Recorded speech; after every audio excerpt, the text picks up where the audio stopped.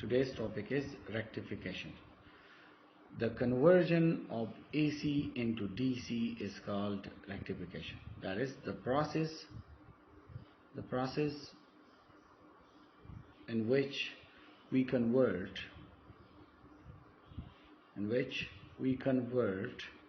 alternating current to direct current is called rectification. The process in which alternating current is converted to direct current is called rectification. That is, alternating current is bidirectional.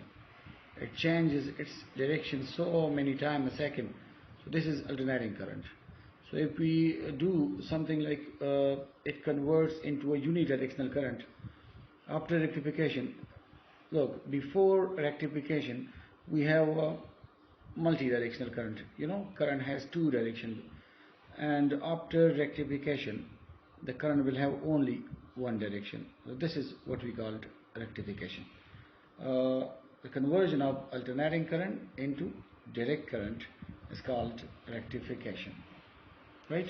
Now the device which is used to do so is called rectifier.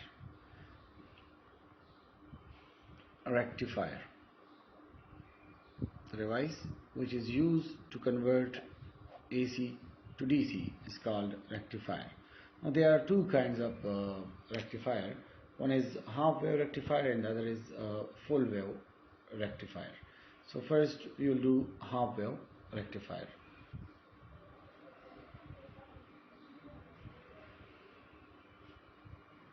Half wave rectifier consists of a single diode. First, write its construction. It consists of a single diode.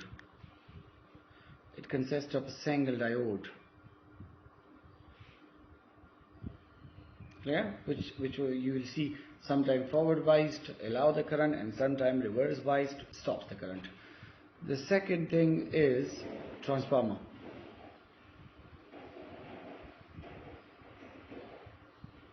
Transformer is in between the input side and the output side of the circuit.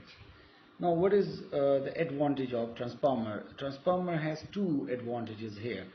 Advantages of transformer in rectifier are: number first, it couples AC source to output side. Clear? One is to connect the input circuit with the output circuit. What for? For stepping up the voltage or stepping down the voltage if needed. The use of the transformer in half wave rectifier is to couple the AC source with the output side. That is, if we need a step up process, so it step up the voltage, and if we need a low voltage signal, so it step down the voltage. The second use of the transformer, or the second advantage of the transformer is it is electrically isolated from the output circuit. It is electrically isolated. As it is electrically isolated from diode, so it prevents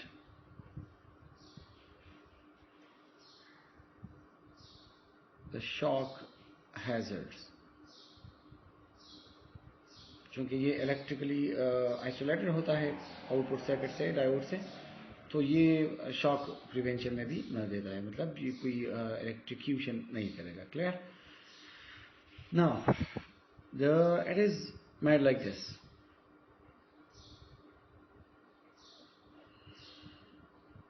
This is the input side of rectifier.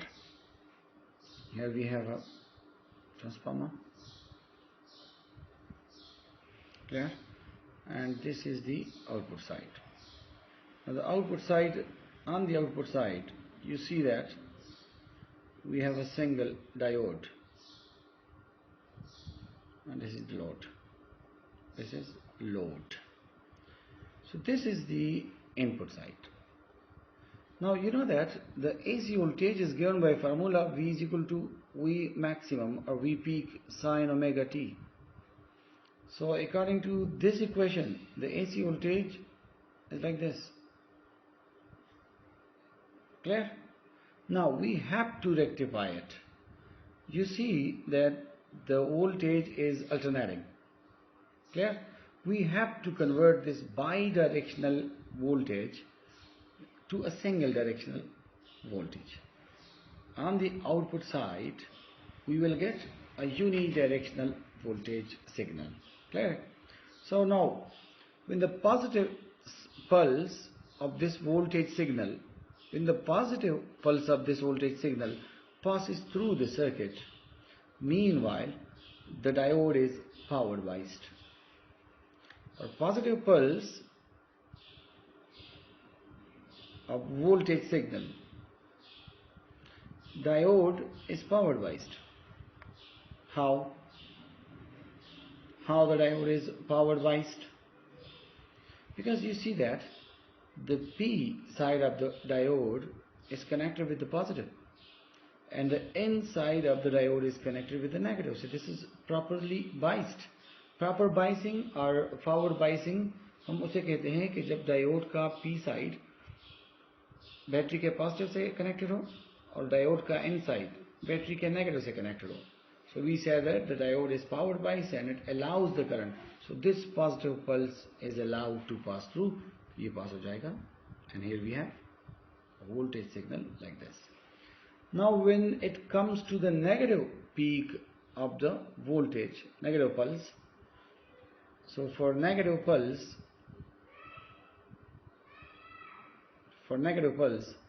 diode is reverse biased. Negative pulse के लिए diode reverse bias बन जाएगा. कैसे? As the source is fluctuating, it changes its polarity 50 times a second. So when the positive pulse is passing through the circuit, the diode is power biased. P is connected with the positive, N is connected with the negative. But when it comes to negative cycle, meanwhile the battery polarity changes.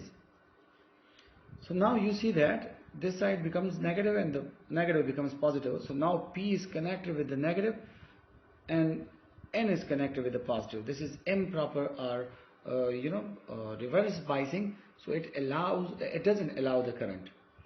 When the battery changes its polarity, so now P side of the diode is connected with the negative and N side of the diode is connected with the positive.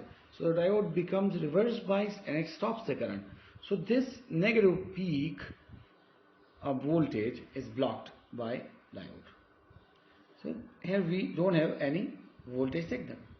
Now this is the maximum voltage that the diode has to withstand when the diode is reverse biased. देखिए जब ये diode reverse biased बना तो ये voltage तो सारा यहाँ आएगा लेकिन रेक्टिफाई नहीं होगा.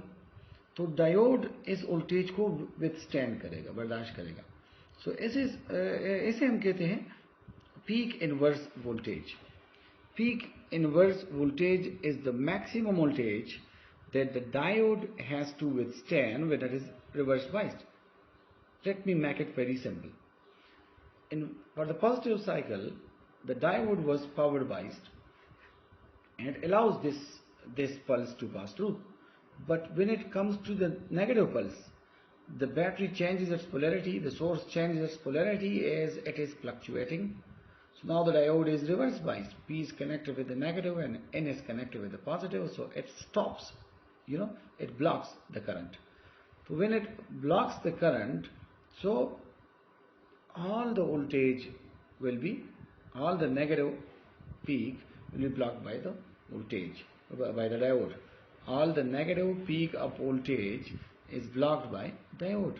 And this voltage which is blocked is called peak inverse voltage. The peak inverse voltage is that maximum voltage that the diode has to withstand when it is reverse biased.